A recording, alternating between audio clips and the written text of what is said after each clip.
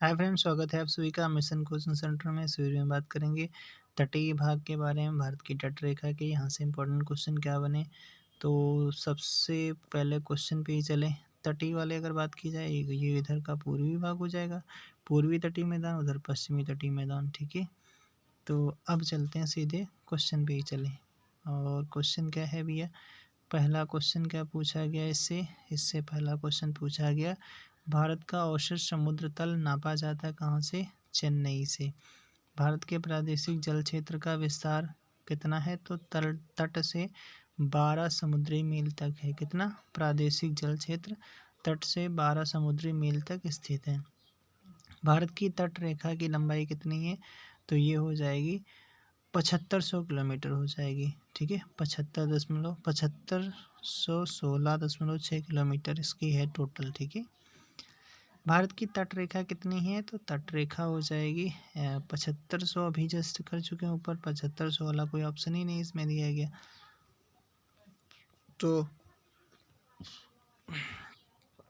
तो इसमें 6100 लगा देना चाहिए था। ठीक है, क्योंकि तट एवं द्वीप की बात अगर सब कुछ छोड़ जाता तो बात है उसमें।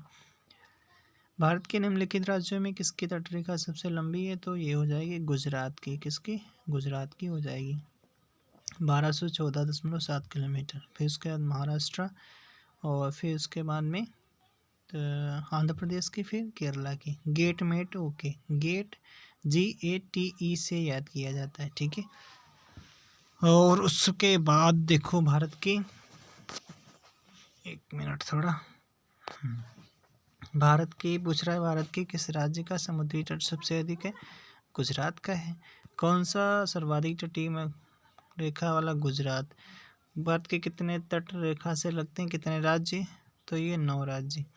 प्राचीन भारतीय ऐतिहासिक भूगोल में रत्नाकर नाम सूचक था, किसका था भैया?